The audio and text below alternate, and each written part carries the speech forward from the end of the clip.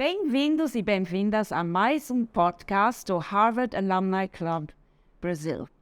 Hoje nós estamos com dois empreendedores sociais, falando de empreendedorismo social, de negócios de impacto. Meu nome é Barbara Schmidt-Ramon, alemã, me formei na Harvard Business School em 1993 e estou morando no Brasil há 20 anos, trabalhando com pequenos empreendedores no Nordeste brasileiro. Estou encantada de poder entrevistar hoje Leonardo Letelier, fundador da Citawi, também de Harvard Business School, ano 2002, e um grande empreendedor social, o ecossistema, o mundo de negócios de impacto socioambiental no Brasil provavelmente nem dava para se imaginar sem a Citawi. É uma grande protagonista desse mundo, dessa área. Então, estamos muito felizes de conversar hoje à tarde com o Leonardo. Eu queria rapidamente agradecer os patrocinadores do nosso podcast, a Demarest, a BR Marinas, a KR Capital e a Pluraliza. Então, Leonardo, boa tarde. Muito prazer de ter você aqui hoje. Boa tarde, Bárbara. Obrigado pela introdução. Prazer é todo meu. Vamos iniciar um pouco falar sobre Harvard. Harvard na sua vida, como chegou lá, qual foi o impacto de Harvard na sua vida? Essa é uma história interessante, porque quando eu era criança, eu lia vários livros de negócio, de pessoas de negócio. Então, Ricardo Sema, Heráclito Morita, e sempre na minha cabeça estava, até minha adolescência, a ideia de fazer MBA em Harvard Business School. Desde criança. E depois teve uma época que eu esqueci isso, né? Totalmente esqueci. Isso só voltou à minha mente quando eu fui trabalhar numa consultoria, na McKinsey, e fazer MBA fazia parte da jornada de um consultor.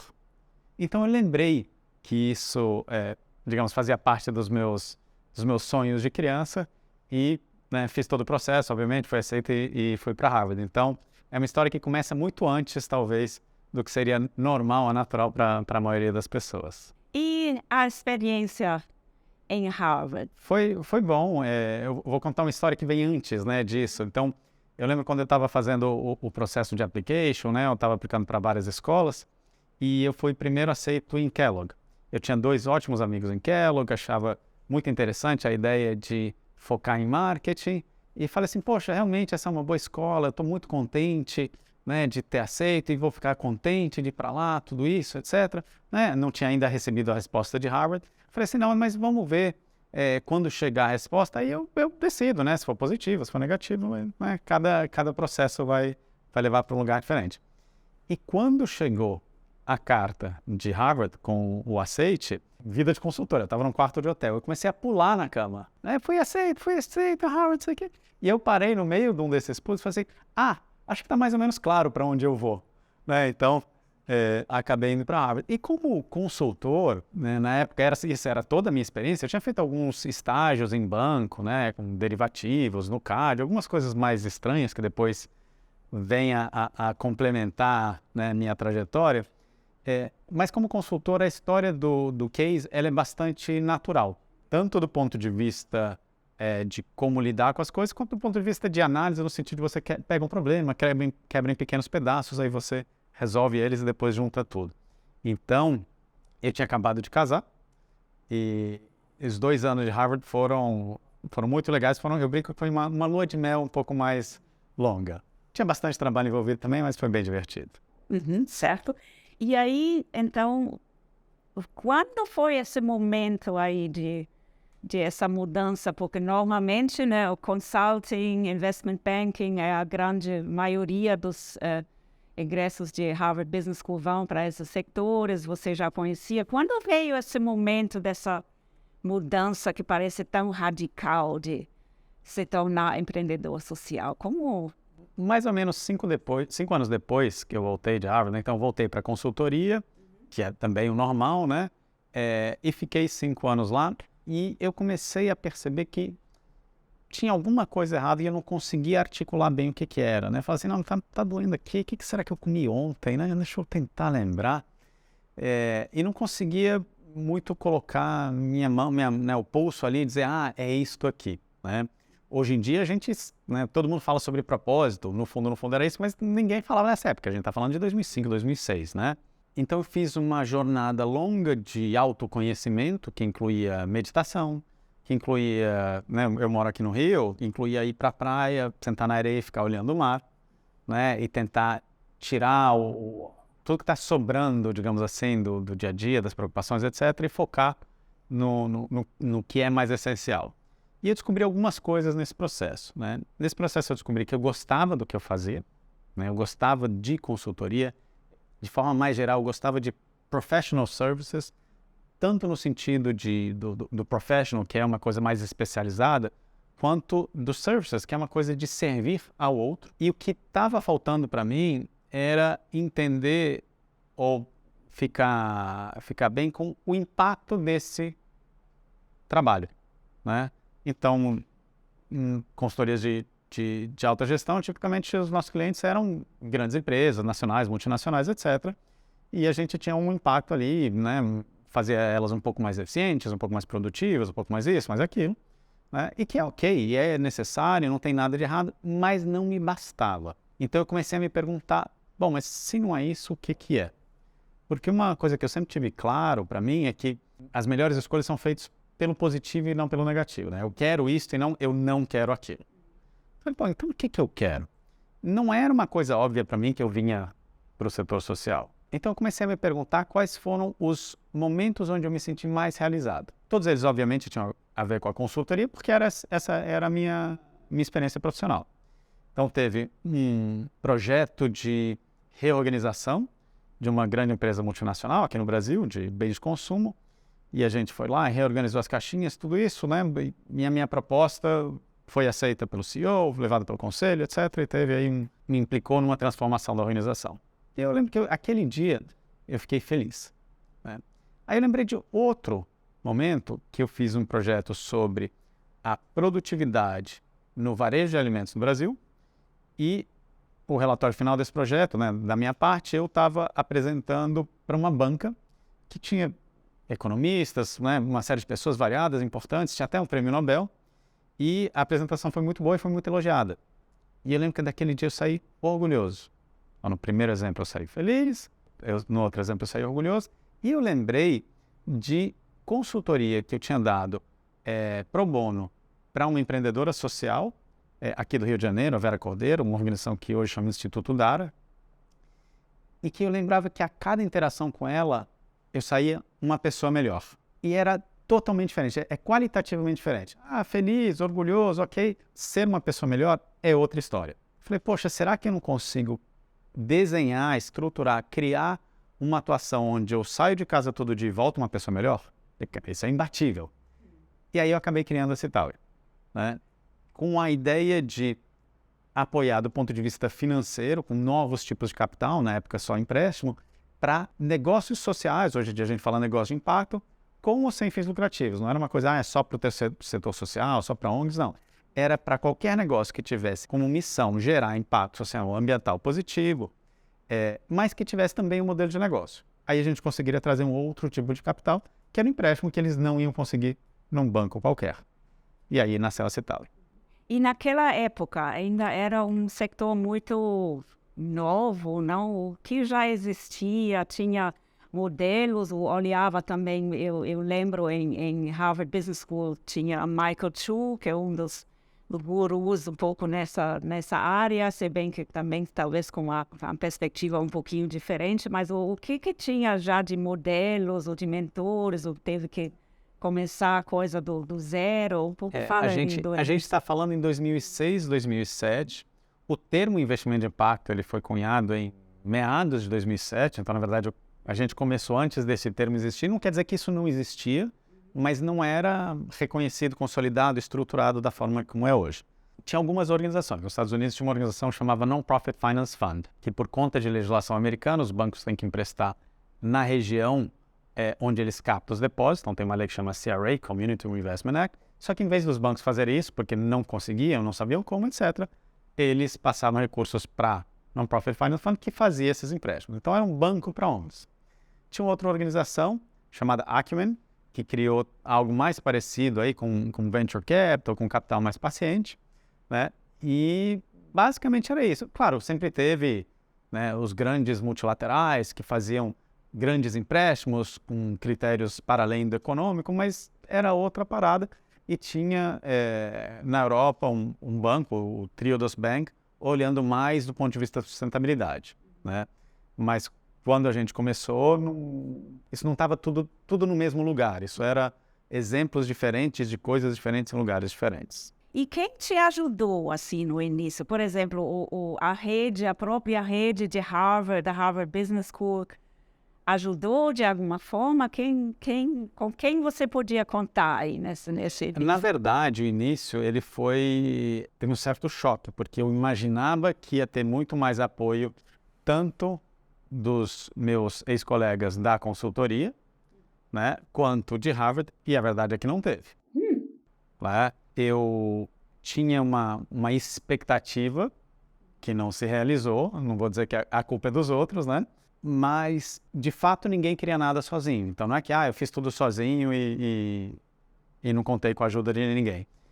A implicação disso, dessa diferença entre eu achava que ia captar R$1 milhão em 2 anos e nos primeiros 2 anos ali não tinha captado nada, foi que a implementação foi diferente. Então, os primeiros 2 anos, na verdade, a gente falava de empréstimos, né, de investimento de impacto, mas, na verdade, o que pagava as contas era a consultoria. Que era o que eu vinha fazendo e não era a propósito da Citaui, mas a gente fazia também, afinal de contas, já desde o começo eu contratei 2 pessoas, então tem conta para pagar, vamos ver como é que a gente gera receita, né? Esse é um pedaço do começo. Vamos rever o business plan e incluir consultoria que não estava incluída. O outro pedaço era que tinha um catch-22 ali. Por quê? Eu chegava para as pessoas para pedir uma doação, que eu ia usar para emprestar para as organizações, e eles falavam, olha, muito interessante a sua ideia, mas eu acho que as organizações não vão devolver. Então eu não te empresto porque você não tem track record, ou melhor, eu não faço a doação porque você não tem track record, e eu não tenho track record porque o outro lado não fazia doação. O modelo original era grants to loans, então as pessoas doavam para Citaui e estavam a emprestar, quando o dinheiro voltava, emprestava de novo, quando o dinheiro voltava, emprestava de novo, e assim por diante. Qual foi a solução para esse caso? Eu fiz os primeiros empréstimos com o meu dinheiro. Então, fiz 2 empréstimos, obviamente eles repagaram, e aí depois eu eu continuei captando recursos, mas quando as pessoas falam, mas eu acho que as organizações não vão devolver, não conseguem devolver. Não, tá aqui, já fiz, já emprestei, já voltou. Esse aqui atrasou um pouco, esse aqui foi bem, esse aqui foi melhor, não sei o quê. Então, aí a gente começou a captar devagarinho, e em 2008 eu tinha 3 doadores alinhados, né? Cada um ia doar 300 mil e a Citaui ia colocar mais 100 mil e com isso a gente ia criar o primeiro fundo de 1 milhão. Né? Era uma fundação, a Fundação Avina, e 2 pessoas físicas. Veio a crise, as pessoas físicas deram para trás e a Fundação Avina, que ia colocar 300 mil, colocou 400 mil.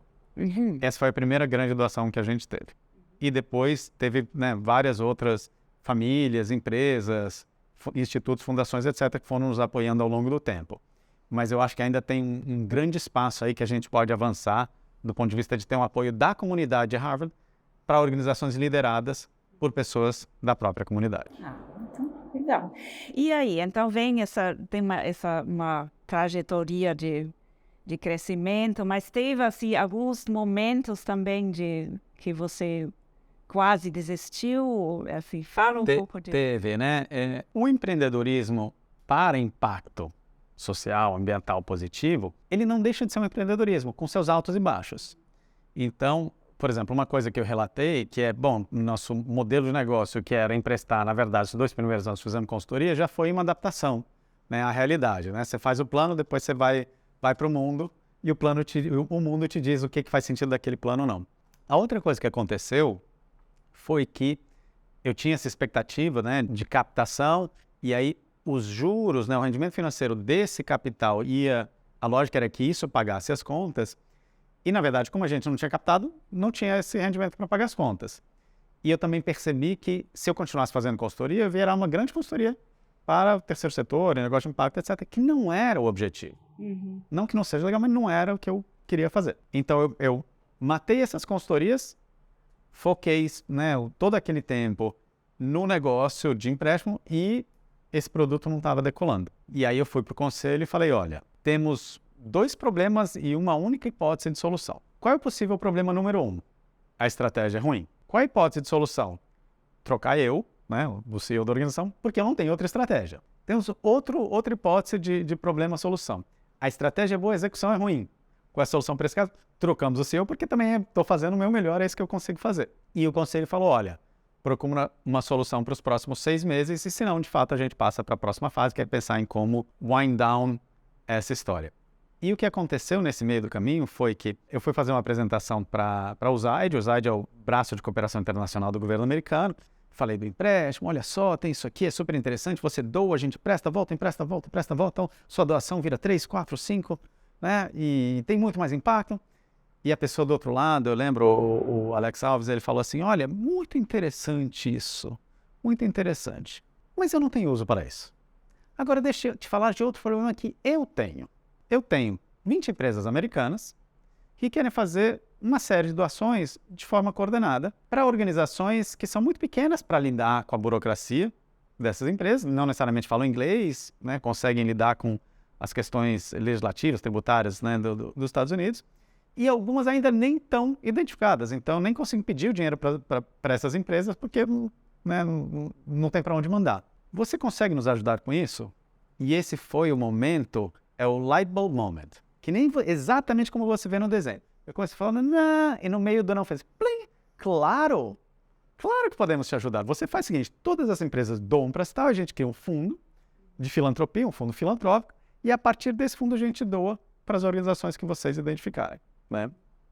E esse novo produto começou a decolar, inclusive bem mais, né? Hoje em dia ele mobiliza mais capital do que a área de investimento de impacto, né? Tem uma demanda maior e que durante muito tempo, né, na verdade, foi o carro-chefe da Citauri. Então, naqueles 6 meses que era vamos achar uma solução, a gente achou uma solução e conseguiu passar, digamos, para o outro lado desse desafio e continuar a crescer, sempre crescendo aí 20%, 30% por ano, todo ano. Uhum. Leonardo, parece que além da Citauri, você também estava envolvido com outra organização. Então, vamos ouvir um pouco sobre essa outra parte. Claro. No ano passado, a gente criou uma organização gestora de fundos patrimoniais chamada Endowments do Brasil. De onde vem isso? Sempre existiram endowments, né, em todos os lugares, etc., no Brasil também, mas não tinha uma legislação que meio que regulamentasse isso. Então, cada um fazia do seu jeito. Um criava uma fundação para isso, o outro separava uma conta corrente, falava, não, vou mexer, né, com níveis distintos de governança. No começo de 2019, foi passada uma lei, número 13.800, que criou esse framework de como deveria ser uma organização gestora de fundos patrimoniais, né? E que é uma lei bastante complexa, né? Que exige um nível alto de compliance, né? E é um misto aí entre uma fundação e um hedge fund. Então é uma coisa bem, bem complicada.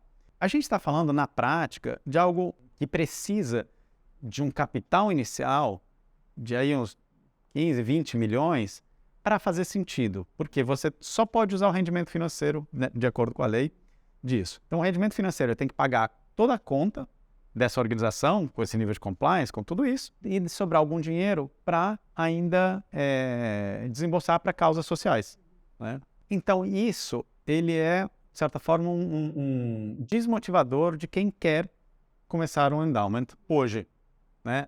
Ou porque não tem 20 milhões, ou porque vai caçando, né? Vai captando, e de pouco em pouco, aí, como tem que ser dado para uma outra organização, para outro CNPJ, de certa forma, ele tem que dizer, olha, espera aí, na hora que eu conseguir o 20º milhão, eu volto, e aí ele já, eventualmente, já perdeu o primeiro, o segundo milhão, assim por diante.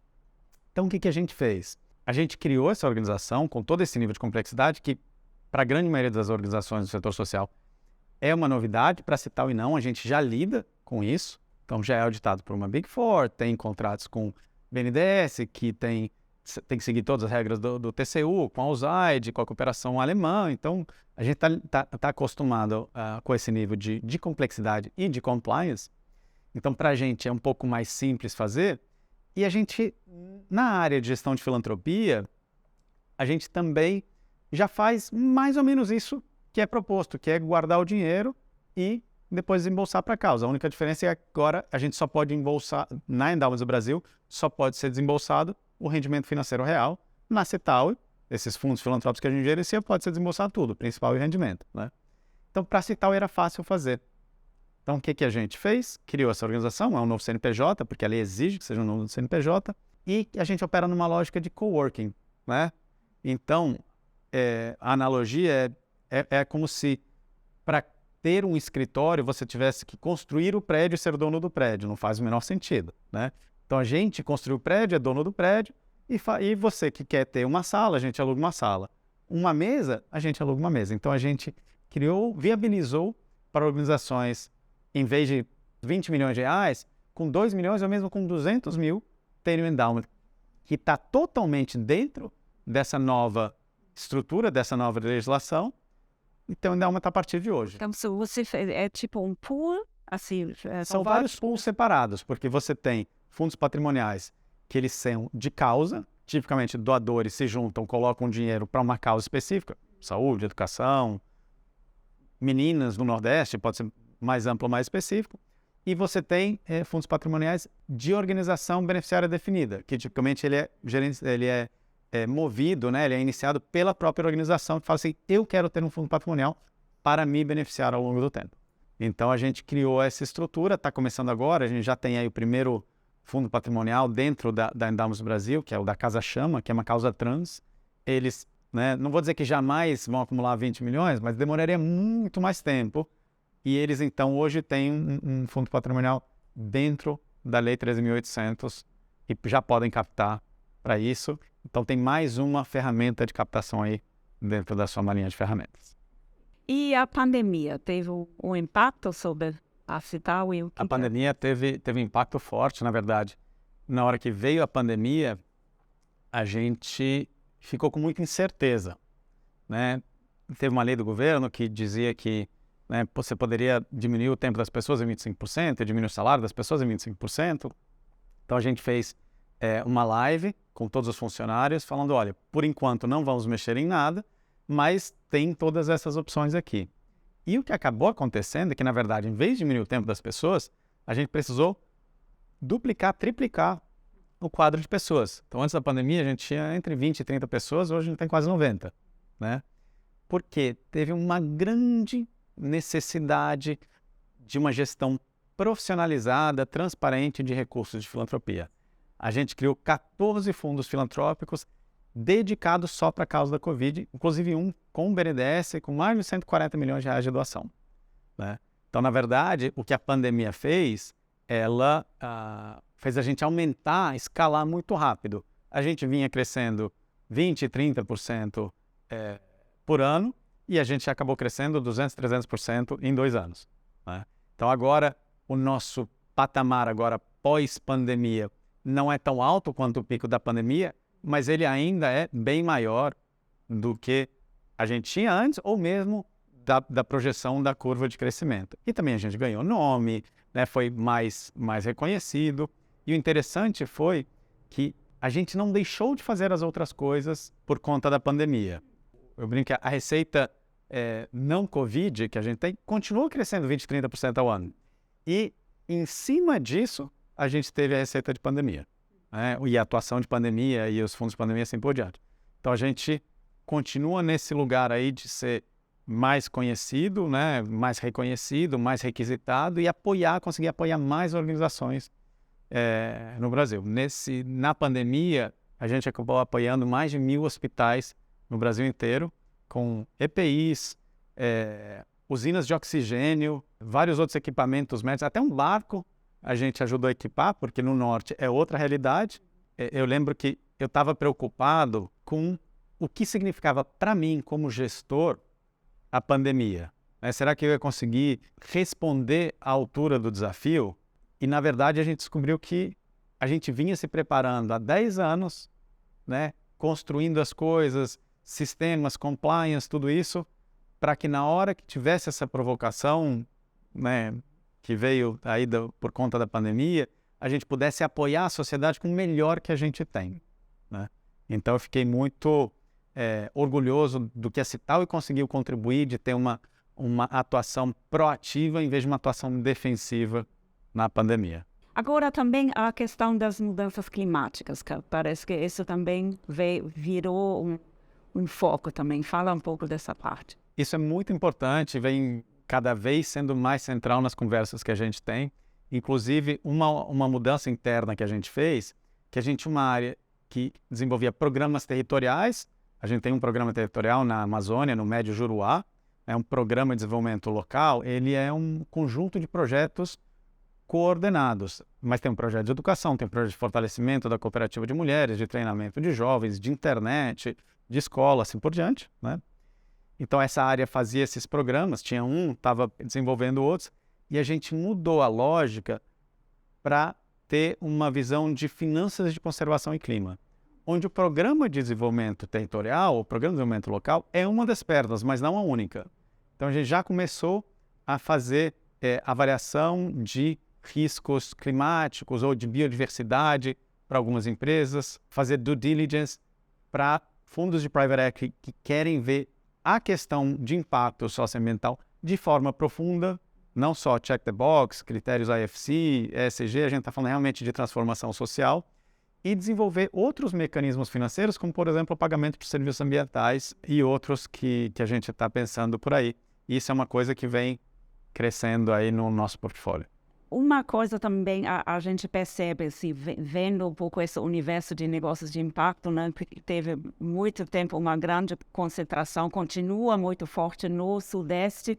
Eu vi que ultimamente, né, nos últimos anos, vocês têm investido na Amazônia. Então, conta um pouco essa experiência de ir para essa região, né, que todo mundo falando na Amazônia, quando se fala do meio ambiente, da floresta, é um pouco a moda também, mas muito importante, a gente sabe, né, nos desafios das mudanças climáticas. Então, essa experiência de ir para a Amazônia.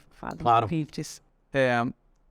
A gente, então, tinha esse modelo, né, grants to loans, as pessoas doavam, prestavam, estavam emprestavam.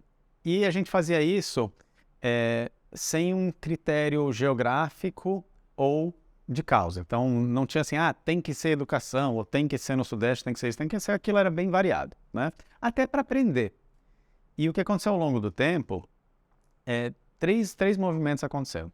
O primeiro, a gente migrou esse modelo para um modelo de plataforma, no qual as pessoas fazem o investimento, né, e não a gente. Então, as pessoas, em vez de doar, prestar, emprestar, elas mesmas emprestam. Então, esse é o movimento.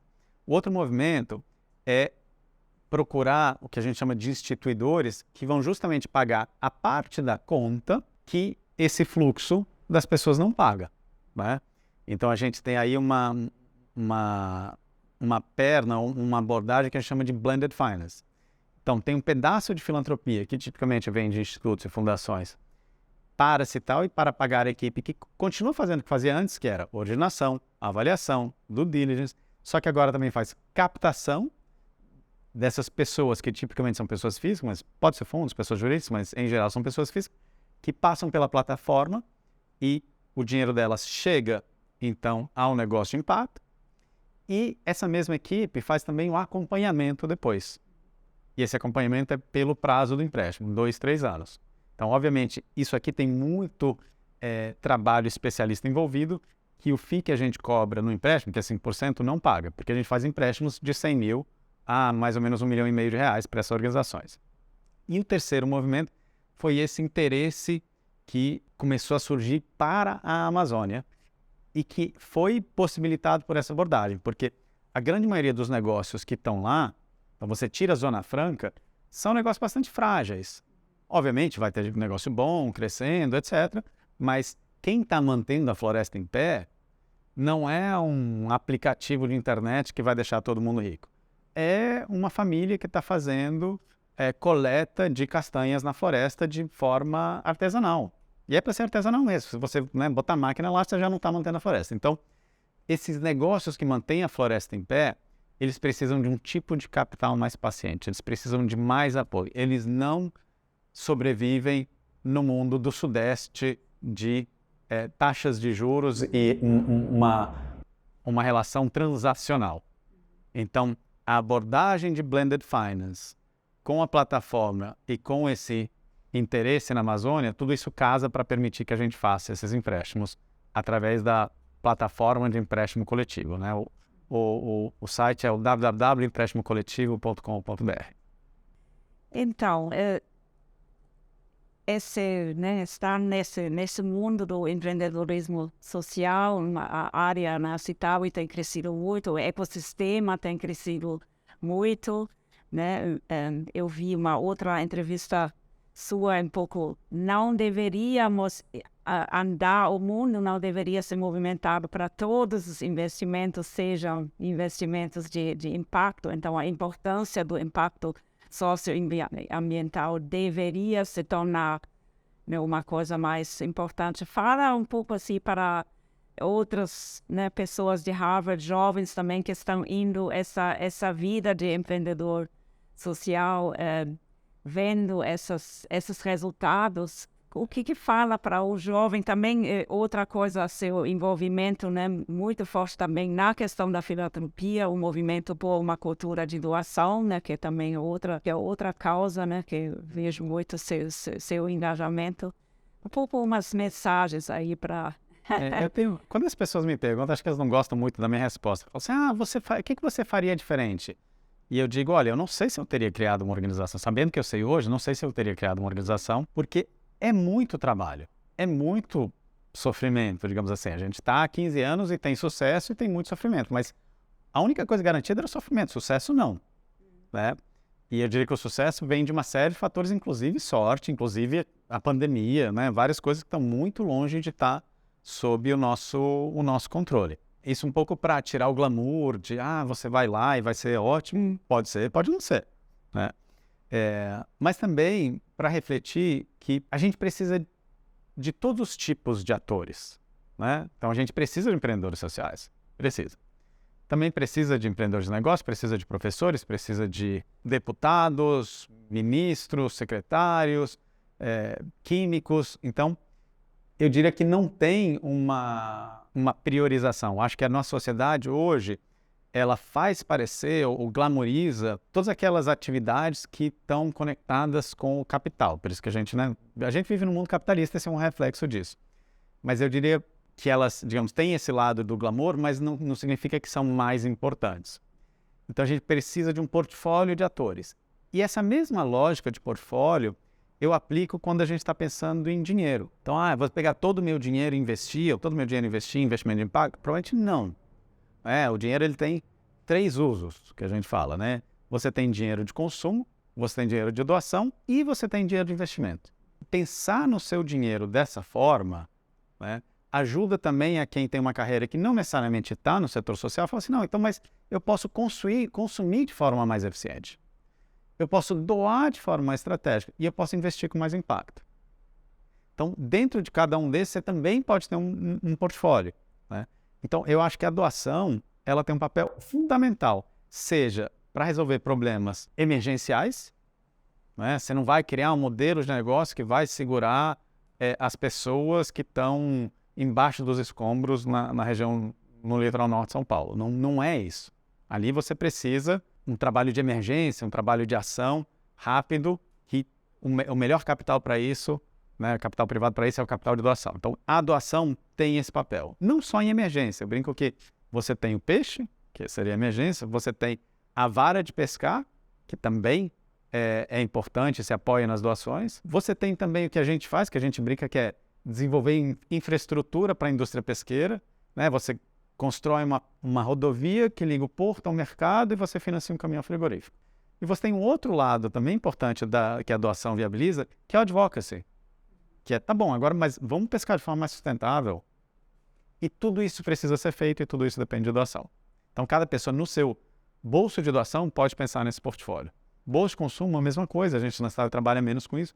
E no seu bolso de investimento, a mesma coisa. Na verdade, quando a gente fala de investimentos, o pessoal já está mais acostumado a pensar em portfólio. Eu tenho tanto em renda fixa, tanto em renda variável, tanto em alternativos, etc. O que a gente está tentando propor é que, além desse espectro risco-retorno, que as pessoas adicionem uma dimensão de impacto. Então, isso eventualmente vai significar que parte da sua renda variável deveria ser investida em fundos com mais impacto, ou pelo menos que tenham um impacto negativo menor, mais uma pegada de ESG que está na moda hoje, mas também que parte do seu recurso seja investido, especialmente em renda fixa, se a gente está falando na plataforma, para negócios que existem para criar um mundo melhor. Então, é a cooperativa de mulheres catadoras, quebradeiras de coco do Babaçu, né? Então, isso traz renda para as mulheres, melhora o lanche nas escolas, né? E é um negócio como qualquer outro que precisa de capital de giro, né? Você compra a safra, aí você processa, aí você vende, aí você recebe. E aí, como você tem que pagar aquelas pessoas que são muito vulneráveis antes e vai receber depois, esse descasamento é um produto natural de capital de giro. Só que tem que ser feito olhando para eles, o que eles precisam, o que eles suportam de juros, que apoio eles precisam, e não para você ou para a fonte de capital, não para o banco, falar assim, isso aqui não cabe no meu portfólio de risco-retorno. Você não está fazendo isso por conta do risco-retorno, você está fazendo isso por conta do risco, retorno e impacto. Uhum. E eu não sei, tá falando da minha experiência também um pouco nesse mundo do empreendedorismo social, tem uma satisfação pessoal muito grande nesse trabalho. Então, o impacto, eu mudo o mundo, mas isso me faz feliz. Então, o retorno financeiro é uma parte, mas quando a gente está como nós na situação privilegiada de já ter uma certa segurança financeira, ter as necessidades materiais já preenchidas, essa satisfação de fazer uma diferença no mundo, de trabalhar para a Agenda 2030, os Objetivos do Desenvolvimento Sustentável, e ver a transformação na vida das pessoas, é uma satisfação pessoal enorme. Eu sinto isso, não sei se não, também com certeza. A mensagem final um pouco, talvez, de motivação também. Com certeza. Eu acho que assim, essa satisfação, ela vem tanto com o bolso de doação quanto com o bolso de investimento. As duas coisas são importantes, têm seu papel, não competem uma com a outra, por isso que a gente chama de bolsos diferentes. E esse lugar, para mim, da satisfação, ele vem de uma lógica de legado, né? Porque, eu não sei você, mas eu vou morrer um dia, né? E aí, o que eu vou ter deixado? Claro que eu quero deixar, no caso eu tenho uma filha, um ser humano legal para o mundo, né? E vou fazer o meu melhor para ensinar ela, colocar restrições, limites também, né? Mas eu tenho capacidade de fazer mais, seja capacidade intelectual, tempo, ou, especialmente no caso que a gente está falando aqui, financeira. Então, esse legado, para mim, faz mais sentido ajudar mais pessoas e organizações que estão ou com situações muito complicadas hoje, ou tem um potencial de melhorar muito hoje, né? Do que pensar na 14ª geração da minha família e ficar acumulando dinheiro no banco. Eu não vou ver isso, eles provavelmente também não vão lembrar de mim, né? Então, assim, chega um momento que o básico, ou o básico plus, digamos assim, está resolvido, não vai ser mais R$1 para a mesma coisa que vai ajudar.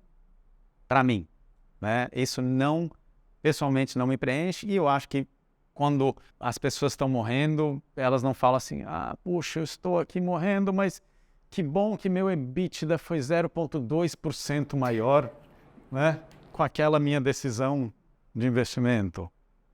Eu não acho que isso vai acontecer. Então, eu acho que tem um argumento pessoal de satisfação, tem um argumento para quem acredita nesse lado mais moral de responsabilidade, dado a nossa capacidade.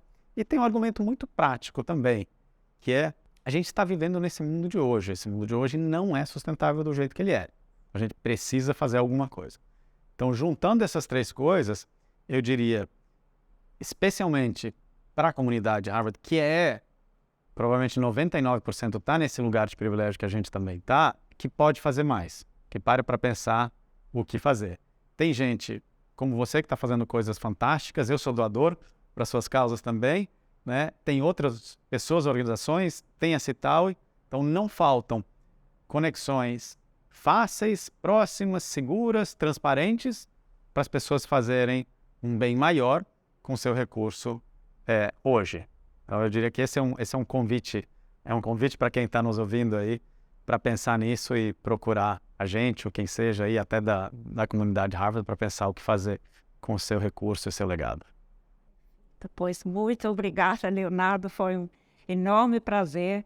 Mais um podcast e foi muito legal. Muito obrigada. Obrigado, Bárbara. Boa tarde. Obrigado para todo mundo que está nos assistindo. Até breve.